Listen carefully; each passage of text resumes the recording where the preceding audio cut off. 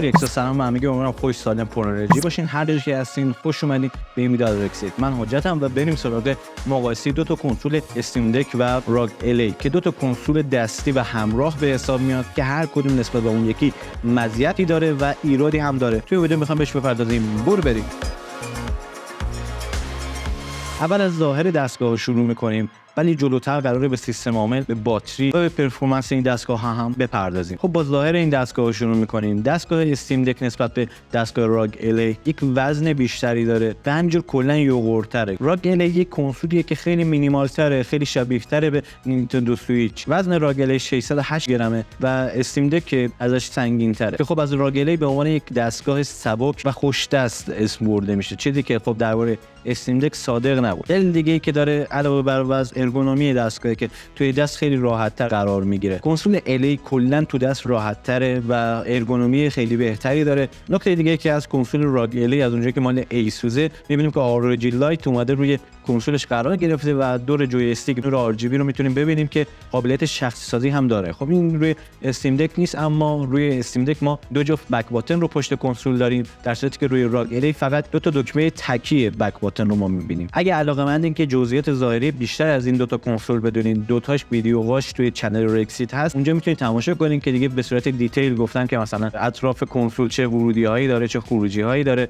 و اینها رو میتونید تماشا کنین. اما اگه میخواین که کلی بدونین که این دوتا با هم چه تفاوتایی دارن، این ویدیو مخصوص شماست. میتونید این ویدیو رو اول تماشا کنین، یعنی که برین اون دوتا ویدیو رو اول تماشا کنین که دیدگاه خیلی بهتری داشته باشین نسبت به این دوتا کنسول. و اما میریم سراغ صفحه نمایش این دوتا کنسول، ببینیم صفحه نمایشش با هم دیگه چه فرقی دارن، جایی که واقعا تفاوت اساسی میتونیم بگیم با هم دیگه دارن. کنسول استیم دک یک صفحه نمایش 720p 60 هرتز رو داره با روشنایی 400 نیت، اما کنسول راگ الی یک صفحه نمایش 1080p فول اچ دی از نوع 120 هرتز رو داره که روشنایی که به ما میده 500 نیت هستش. اینجا اگه شما براتون مهم باشه که کنسولتون رو بخواید بیرون از خونه استفاده کنین، این 500 نیته میتونه بگیم که خیلی بهتره نسبت به 400 نیتی که روی استیم دک داریم. و همینجور در کل صفحه نمایش 120 هرتز 1080p یک وضوح بهتری میده به ما و خب همینجور میتونه فریم ریت بهتری بده و در نتیجه ما تجربه روونتری از بازی ها رو داشته باشیم. مقایسه که شده این دو تا دستگاه با هم دیگه، میبینیم که غلظت رنگ استیم دک بهتره، اما وضوح صفحه نمایش کنسول الی خیلی بهتره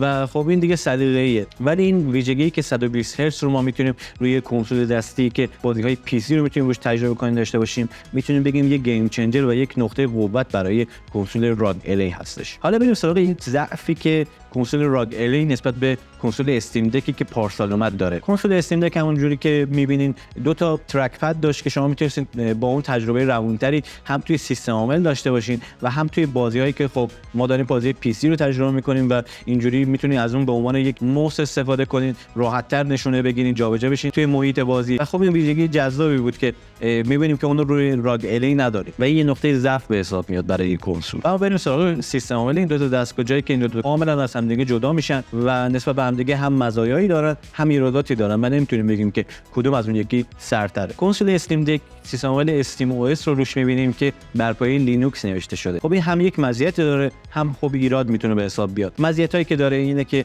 وقتی که سیستم عامل استیم او اس روی این کنسول قرار داده شده، میبینیم که روی استور استیم بازی‌ها سنجیده میشن بر اساس اینکه روی استیم دک خوب اجرا میشن یا که نه، و خب با علامتایی نشون داده میشن که verified playable و unsupported هستش. ولی میتونیم بگیم که کاملا هم نمیشه به این علامت‌ها اعتماد کرد، چون بعضی بازی‌ها هستن که verified هستن، یعنی روی استیم دک باید بدون مشکل اجرا بشن، ولی وقتی نصب می‌کنیم می‌بینیم که ایراد داره، مشکل داره. و خب همینطور بعضی بازی‌ها هستن که unsupported، ولی وقتی نصب می‌کنیم می‌بینیم که کاملا می‌تونی راحت گیمو بزنی و تجربه خوبی داشته باشی. زیاد نمیشه به این قضیه استانداردی که استیم روی استورش داره ارائه میده برای کنسول استیم دک اعتماد کرد، اما خب چیزی که میتونیم بگیم خوبه و یه آپشنه بیشتر تا اینکه یه استاندارد باشه. و اما از اون طرف روی راگ الی ما ویندوز 11 رو به صورت پیش‌فرض روی این کنسول می‌بینیم که این هم باز یک مزایایی داره، یه ایراداتی داره. اول از ایرادش شروع می‌کنم نسبت به استیم دک. خب از اونجایی که سیستم عامل استیم او اس رو روی استیم دک می‌بینیم، خب یک سیستم عاملیه که مختص این دستگاهه، مختص این کنسوله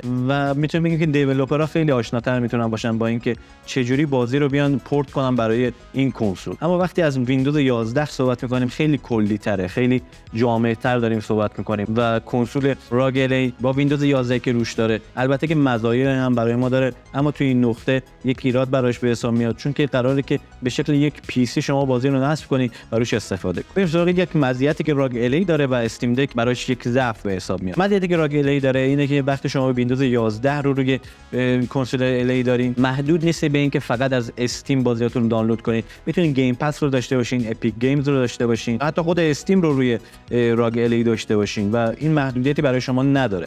در صورتی که روی استیم دک 3 سال پیش‌ورز استیم اوسه که دسترسی پیش‌ورز فقط به استیم رو به شما میده. البته که والو این امکان رو قرار داده که شما بتونید سیستم عامل رو به راحتی از کنسول استیم دک حذف کنید و مثلا روش ویندوز برسید، اما این پیشنهاد نمیشه و طبق تجربه‌ای که توی یوتیوب هست، تجربه مختلف، این باعث میشه که خیلی بازی‌ها کرش کنن، خیلی دردسر داشته باشه و خب از اونجایی که خیلی ها ممکنه این ریسک رو نکنن دیگه، ما سیستم عامل پیش‌ورز رو همون استیم اوس در نظر میگیریم و خب اینکه شما محدودین به فقط استور استیم، میتونیم بگیم که یک ایراد براش به حساب میاد. از اون طرف یه سری بازی‌ها هستن که خب نیاز به آنتی چیت مخصوص خودشون دارن و ما اون آنتی چیت رو روی استیم دک نداریم و مثلا بازی مثل دستینی رو شما نمیتونید توی استیم دک تجربهش کنید، از اینکه راگ الی دیگه ویندوزه و شما میتونید آنتی چیت رو به راحتی روش نصب کنید و ازش استفاده کنید. و بریم سراغ ایرادی که الی داره نسبت به استیم دک. استیم دک از اونجایی که بیشتر شبیه به یک کنسوله، وقتی شما بازی رو پلی میکنین بازی قبل رو به صورت اتوماتیک خودش میبنده، اما در اثری که شما روی راگ الی دارین اینه که دقیقاً مثل یک ویندوز، انگار که شما یک لپتاپ مثلا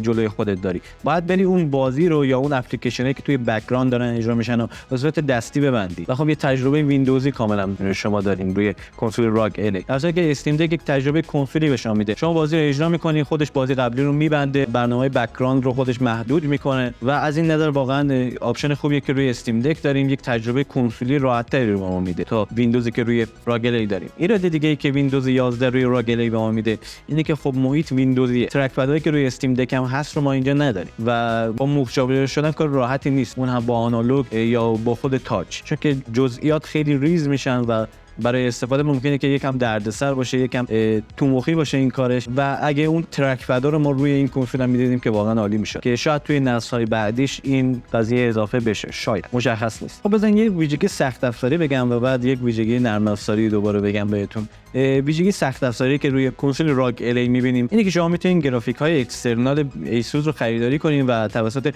پورت ورودی ایکس جی موبایلی که روی کنسول قرار داده شده بهش وصل کنین و اینجوری میتونید قدرت کنسولتون رو تا RTX 4090 هم افزایش بدید. ولی خب گرافیک اکسترنال چیزی نیست که خب در دسترس باشه بگی که تو هر خونه یکی دو تا هست یا اینکه گیمرها حتما یکی دو تا شده دارن، چیزی که خب باید علاوه بر پول کنسول پول اون رو هم جداگانه بدید. زیاد آپشن نمیتونیم بگیم که به حساب میاد، اما خب این ورودی رو روی کنسول داریم که گرافیکای اکسترنال هم خب قیمتش رو سرچ میذارم روی صفحه که شما بدونید که چه قیمتایی میتونید اونها رو پیدا کنین و اصلا نمیدونم تو ایران میشه پیداش کرد یا نه. بریم سراغ یه نکته اساسی که برای خیلی ممکنه سوال بشه، اون هم اینه که خب ما ویندوز 11 رو روی کنسول راگ الی داریم، آیا میتونیم نرم افزارهای دیگه روش نصب کنیم، مثلا ویدیو ادیت بزنیم روش؟ خب چیزی که ایسوس ادعا میکنه بله، خب از اونجایی که ویندوز 11 هست شما میتونید نرم افزارهای مختلف رو روش نصب کنید و ازشون استفاده کنید. خب از اونجایی که خروجی یو اس بی سی که به ما میده، یعنی هم ورودی هم خروجی، یعنی هم شارژر بهش وصل میشه و از اون طرف یک خروجی صفحه نمایش هم میتونید ازش استفاده کنید. میشه گفت که بله به عنوان پی سی هم میشه ازش استفاده کرد و خب همین گزینه رو روی استیم دک هم داریم. اونجا میتونید به عنوان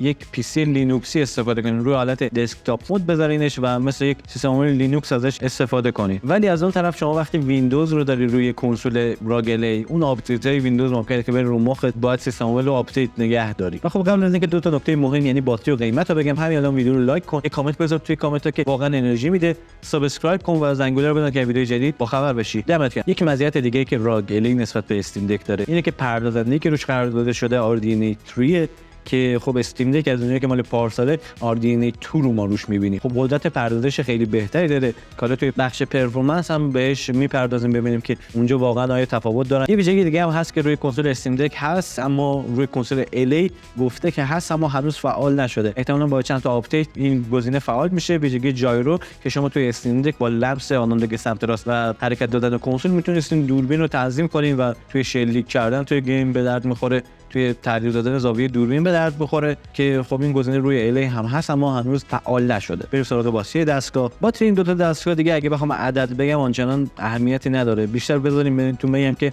چقدر میتونیم باهاشون بازی بکنید و به این بپردازیم که شارژر این دو تا دستگاه چه تفاوتی با هم دیگه داره. شارژری که روی راگ الی قرار داده شده یه شارژر 65 واته، علاوه که باتری این دستگاه 40 واته، توی نیم ساعت میتونه تا 50% باتری رو شارژ کنه که این نکته مهم و خوبی برای کسی که میخوان به صورت پورتابل از این کنسول استفاده کنن. ولی خب روی کنسول استیم دک هم شارژر خوبی داریم ولی خب این نیم ساعت تا 50% این قضیه ها خبری ازش نیست. ما بریم سراغ شارژر این دو تا دستگاه و تفاوتش رو با هم دیگه ببینیم. کنسول راگ الی از اونجایی که روش ما نرم افزار آرمور پریت اس ای رو میبینیم، شما میتونید پرفورمنس مودش رو روی سه حالت سایلنت، پرفورمنس و توربو بزنید که این خیلی تفاوت داره روی فریم ریت و روی قدرتی که دستگاه به ما میده که روی حالت سایلنت، پرفورمنس و توربو خیلی تفاوت عظیمی ما میبینیم و توربویی که به برق متصل باشه باز اون تفاوتش هم خیلی زیاده. برای مثال بازی سایبرپانک شما میتونید روی حالت پرفورمنس تا 2 ساعت تجربهش کنید اما روی حالت توربو فقط 1 ساعت شارژ دهی میده که این قضیه از اونجایی که روی کنسول استیم دک ما فقط 720p 60 هرتز رو میتونید تجربه کنیم، شارژ دهی حدود 2.5 ساعت تا 3 ساعت رو میتونیم روش داشته باشیم. تفاوتی هم که روی کنسول راگ الی هست روی حالت پرفورمنس یا توربو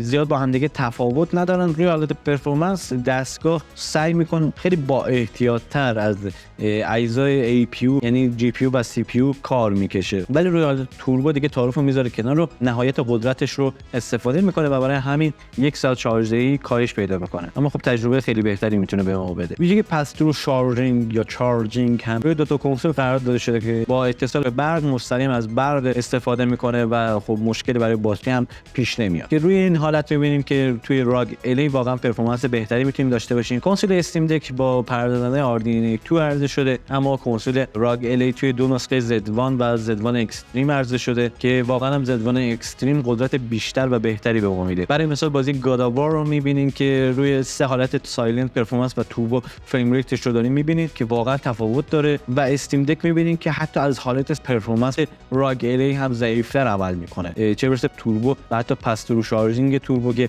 وقتی تو برقه می‌بینید که واقعا تفاوت داره. خیلی قدرت راگ الی میتونیم بگیم بیشتره و همینجور بازی‌های دیگه حالا من روی صفحه قرار میدم که شما فریم ریت، سایلنت، پرفورمنس و توربو و همینجور استیم دک رو با هم دیگه مقایسه کنین. توی بازی مختلف واقعا می‌بینیم که استیم دک جا میمونه از رقیبش به نام راگ الی. تجربه هم نداره. استیم دک کنسولی که مال پارساله و خب پردازنده امسال قطعا میتونه قدرت بهتری رو به ما ارائه بده. البته که روی حالت سایلنت انتظار نداشته باشین که تجربه روونی داشته باشین از کنسول راگ الی. روی حالت سایلنت شاید بازی سیمولیشن و شبیه ساز رو بتونین راحت بازی کنید اما بازی تریپل ای رو اصلا فکرشو نکنید. و ما بریم سراغ قیمت این دستگاه ها ببینیم که قیمتاش با هم دیگه چه تفاوتی داره. از استیم دک شروع می‌کنم. استیم دک یه سه نسخه عرضه شد. نسخه 64 گیگابایتی که $399 بود، نسخه 256 گیگابایتی که $529 بود و نسخه 512 گیگابایتی که $649 بود، یعنی $650. حالا راگ الی توی دو نسخه عرضه میشه با پردازنده Z1 و Z1 اکستریم که قیمتاش با هم دیگه تفاوت داره. $599 و $699 رو داریم که خب بهترین این دو تا کنسول اگه بخوام با هم دیگه مقایسه کنیم